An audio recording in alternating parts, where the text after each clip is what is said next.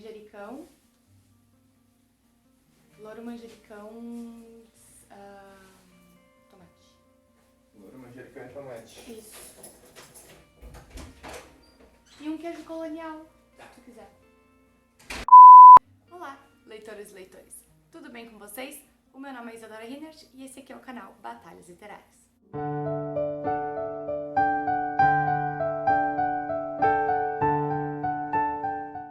Hoje de um ângulo um pouquinho diferente, porque eu comprei um tripézinho.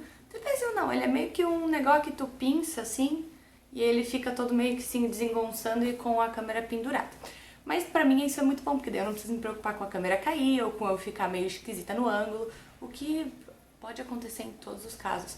Mas enfim, estamos aqui para mais um vídeo. É um vídeo que por mim foi muito esperado, porque eu amo essa série de livros, amo essa autora.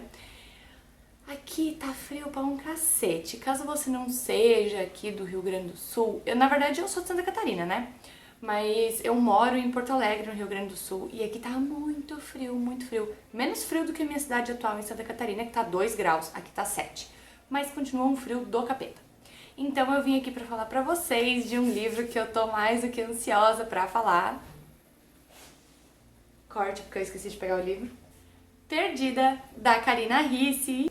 Então, esse livro, ele é muito incrível. Eu já comentei dele aqui antes em outros vídeos, mas hoje eu vou dar um foco especial para Dona Karina Ricci, para essa série de livros que é incrível. E hoje o vídeo não vai ser só uma resenha, vai ser 5 motivos para ler Perdida, da Karina Ricci. 1. Ele é um livro nacional. É um livro brasileiro, é uma autora brasileira. E por isso a gente sabe que, assim, a gente gosta daquilo que a gente se identifica. E como esse livro é pautado como um livro nacional, a gente se identifica por ser brasileiro. Então, todos os personagens são brasileiros, se passa no Rio de Janeiro, que eu pessoalmente nunca fui, mas a gente já tá acostumada com o clima, com os trejeitos, com algumas manias que só brasileiro tem. Então tem algumas falas, algumas gírias, algumas coisas que só brasileiro identifica.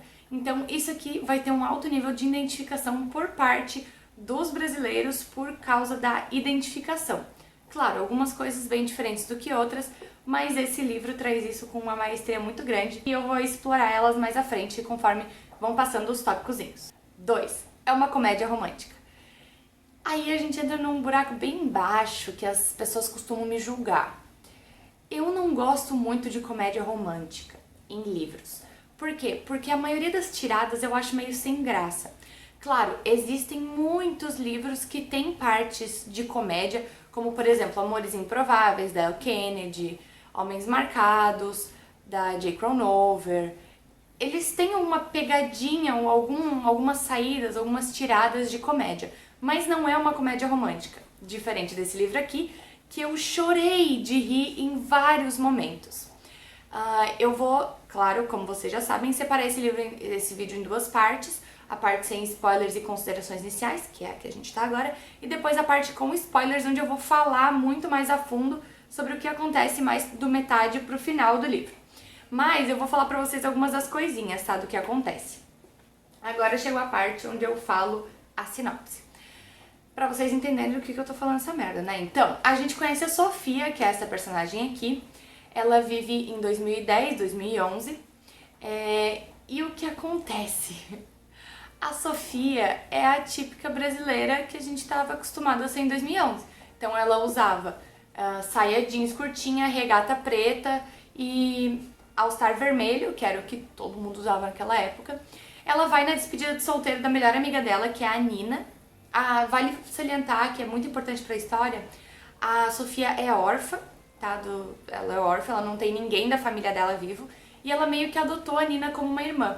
E a Nina tá com o Rafael, que é esse cara que ela noiva com ele, e eles fazem uma grande festa de noivado, que a Sofia vai, e numa ida no banheiro, quem nunca, né, foi no banheiro com calça, abaixou as calças e alguma coisa caiu dentro do vaso? Nesse caso foi bem tenso, porque foi o celular dela que deu pau total, estragou. Então ela sai nas ruas do Rio de Janeiro pra comprar um celular novo. Ela entra nessa loja que tem uma vendedora pra lá de esquisita, que vende pra ela um celular que é único no mundo e na verdade vende naquelas, né? Dá de graça o celular pra ela. E como o brasileiro sabe que tudo que é de graça a gente não nega, ela pega o celular e vai-se embora.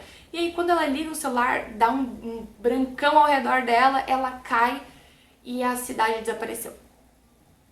É tudo mato. Quando eu cheguei aqui, era tudo mato.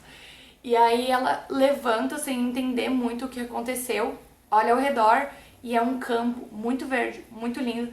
E ela tá exatamente no mesmo lugar, porém 200 anos antes. Então ela tá ali no ano de 1800, no caso tá 200 e alguns anos depois. Ela tá nos anos 1830, que é quando a história se passa em certo ponto da história. E aí lá, vocês imaginam, 1830, saia jeans curtinha, regata e tênis. Obviamente, é aí que eu falo que tem uma identificação e que é uma comédia. Como você acha que você se portaria em 1830? Muito diferente do que a galera da época se portava, né? Então a Sofia, quando volta no tempo, literalmente volta no tempo, ela tem uma dificuldade muito grande de, não vou falar crescer pessoalmente, mas de lidar com o fato de que ela tá num tempo tão antigo e de lidar com as pessoas e as pessoas lidarem com ela. Então é muito cômico o fato de, por exemplo, a gente tá acostumado com banheiro dentro de casa, lá tinha a casinha. Aqui a gente tem papel higiênico, lá era sabugo ou alface. Então assim, a maioria das partes é extremamente engraçada, porque num desses momentos, o Ian, que é um dos personagens principais, que é o personagem masculino principal, que meio que acolhe ela na casa dele, porque primeiramente ele acha que ela é uma prostituta, por causa dos modos que ela estava vestida, e depois porque ele é muito cavalheiro. E aí dão roupas novas pra ela, roupas da Elisa, que é a irmã do Ian e tal, começam meio que a lidar com ela, e nessas a Sofia mostra pra ele uma caneta Bic. O que mais brasileiro do que uma caneta Bic transparente, daquelas que a gente compra na hora de fazer o vestibular, porque todo mundo sabe que esquece na hora, né? A gente leva tudo, menos a Bic. Então, assim, ela dá uma caneta Bic pra ele ver e ele, meu Deus, olha só, a tinta tá dentro do negócio. Não precisa ficar tuncando na tinta. E ela, tipo, sim. Então, assim, são pegadas pequenas, mas durante o livro inteiro, e não teve uma página que eu não dei risada. Foi muito, muito bom, muito incrível. Aqui. Voltei. Então, tem muitas tiradas que são extremamente engraçadas e que eu dei muita, muita, muita risada, porque foi uma coisa, tipo, que é muito identificável, mesmo não sendo, mesmo a gente não voltando no tempo, a gente se identifica muito porque a gente pensa, é óbvio que ela ia falar isso, é óbvio que ela ia sentir isso, porque é uma coisa que a gente sente nos dias atuais e que foi essa identificação que a gente levou pra aqui, lá pra 1800 e pedrinho. 3. Já pegando o enredo dos personagens muito bem construídos. A gente lida com a Sofia de um jeito muito único, porque a única forma de identificação que a gente tem é com ela, então ela é construída de um jeito ímpar, ela é incrível, ela é muito empoderada, obviamente por conta da época que ela se encontra e depois da época que ela foi, né? E ela é muito empoderada, ela é muito engraçada, ela é muito debochada, que é uma coisa que na época não tinha e que todo brasileiro tem um pouco de deboche dentro de si. O Ian, ou Ian, né, não sei, que é o personagem principal masculino, ele é um amor de pessoa, um amor de pessoa.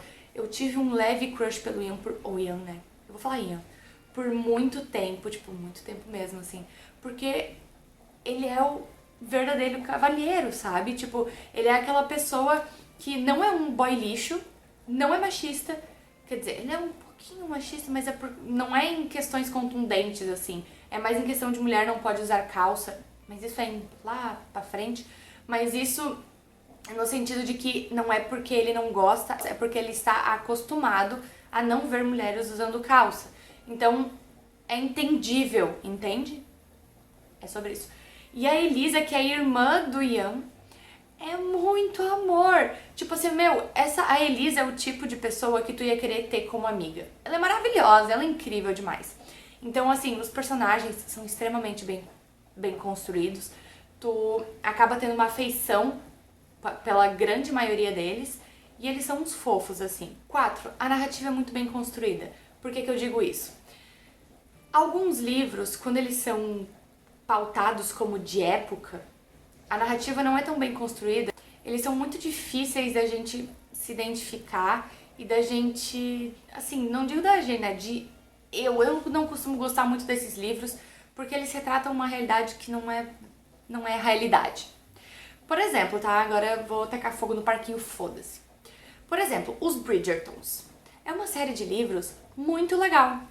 Eu adorei a série. O problema é que ela não tem nada a ver com a realidade que era retratada naquele tempo. Então, assim, beijo, andar de mão dada na rua, sem estar noivo no caso, né, sem estar casado, entrar numa loja sozinha, sem acompanhamento de um homem, uma loja masculina, isso tudo não acontecia na época. E isso, nesse livro, é muito bem construído. Então a narrativa é muito boa em todos os sentidos. No sentido temporal, porque realmente o que tinha na história, a Karina Ricci foi muito inteligente em pesquisar sobre aquela época para poder falar com mais propriedade. Então a gente conhece a história muito pelo que a Karina Ricci estudou.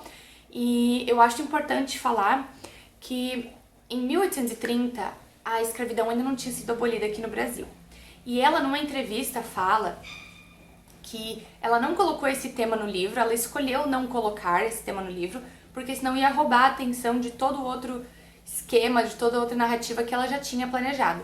Então ela não colocou a escravidão para não roubar a cena dos personagens principais, o que eu achei, sinceramente, inteligente. Porque a gente sabe que livros que contêm esses temas um pouco mais pesados, mais, como é que eu posso dizer, mais delicados, esse tipo de livro, ele costuma ser voltado para essa área. E caso ele não seja, provavelmente o autor vai ser atacado porque ele não deu a devida importância para aquela coisa que estava acontecendo.